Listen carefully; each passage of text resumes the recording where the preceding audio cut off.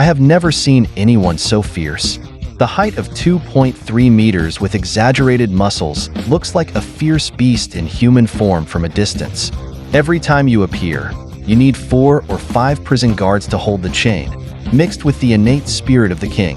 Just standing there has made your opponent shiver. He's the new king's nightmare in Danilo prison. Time flew by, with winter fading into spring. After serving his sentence, Boyka has now been roaming free for 2 years. He has not forgotten his initial vow and continues to pursue his dream, with the goal of becoming the world's most outstanding warrior. Through his unwavering efforts, he has finally risen to prominence in the underground fighting circuit. With the assistance of his agent, Boyka has secured the opportunity to compete in Europe. Before that, he needs to compete in one more match. If he can defeat his opponent tonight, his wish will be fulfilled.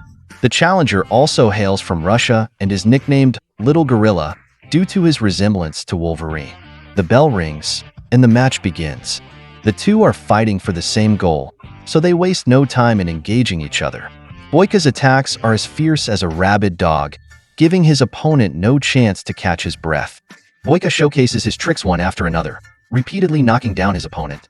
But Little Gorilla is like an indestructible monster, fearlessly getting back up every time. After several rounds, Boyka also loses control and delivers a devastating, lethal blow to secure the final victory.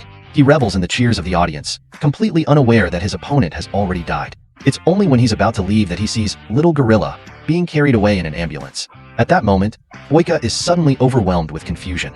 Pursuing his dream was not wrong, but is achieving success by harming others truly the right path? A few days later, the news of Little Gorilla's death reaches him, undoubtedly making Boyka feel even more guilty. Although the fighters had signed waivers, the guilt he feels is unbearable.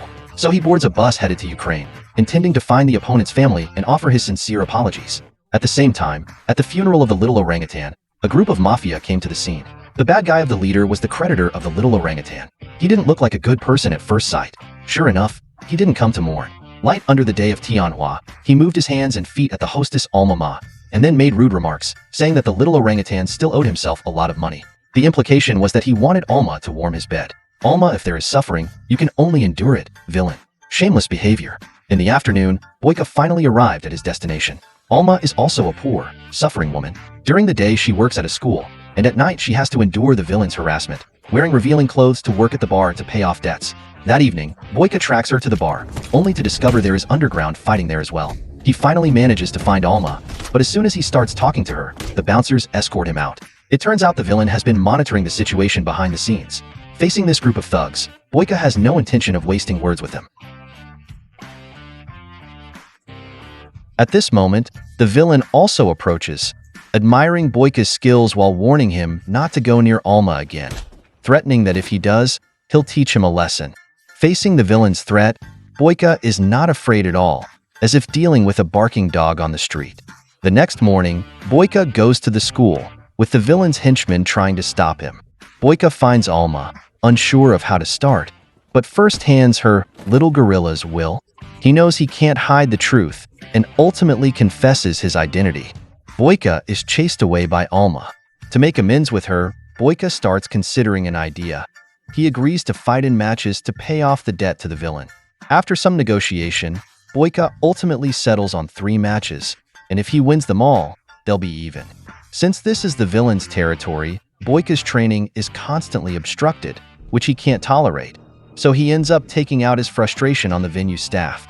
Boyka's stubbornness also leaves Alma perplexed. They have no connection, and she has no reason to accept his help.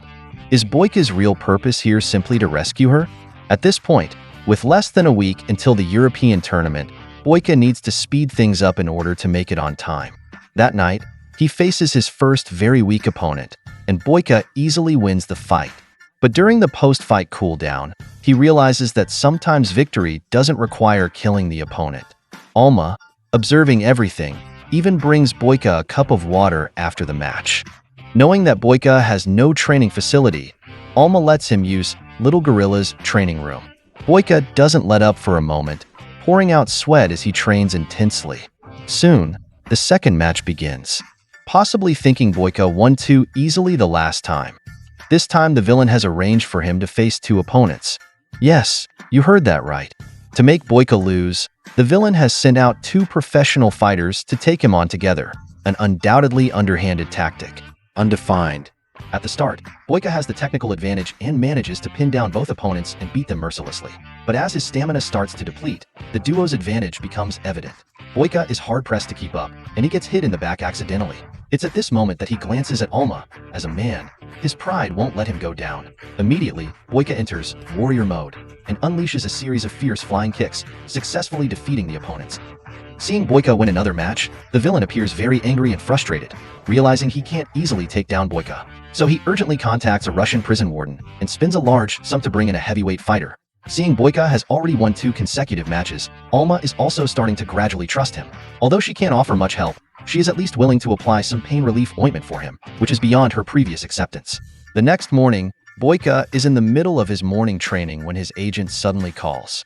The agent says that the European media is eagerly anticipating Boyka's debut and demands that he book a ticket and head to Europe today. Boyka agrees, and that night the final match begins. The local bar champion takes on Boyka. As the toughest local fighter, it's fair to say this guy has some real skills. The only downside is he doesn't play by the rules, targeting his opponent's weaknesses. After a few rounds, Boyka's back is wounded again.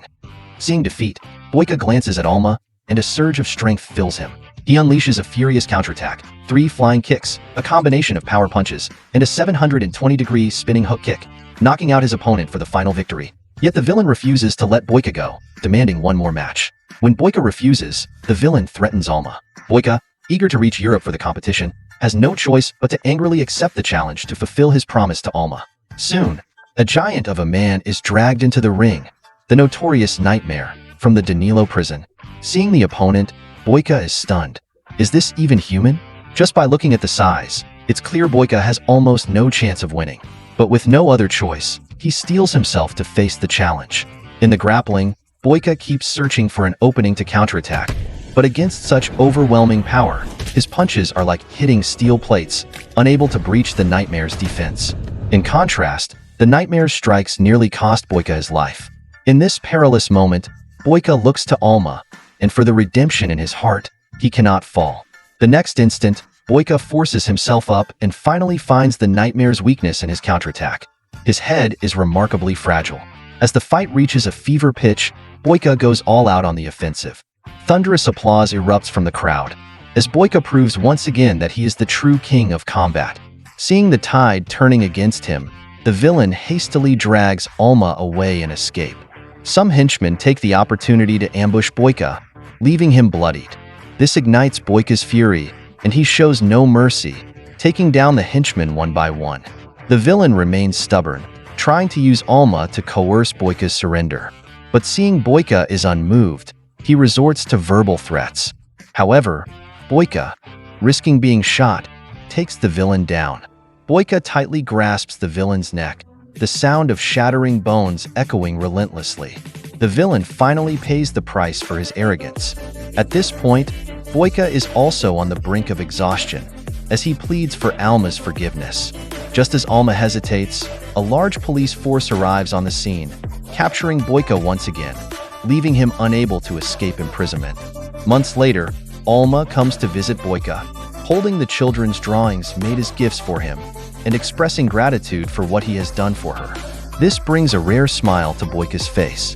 He understands that true redemption lies not in victory after battle, but in finding the strength to live and a new serenity amidst adversity.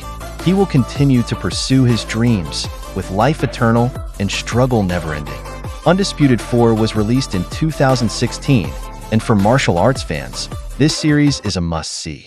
From the initial pursuit of vanity and victory to the current quest for faith, Boyka has exhibited through his battles a yearning for higher aspirations.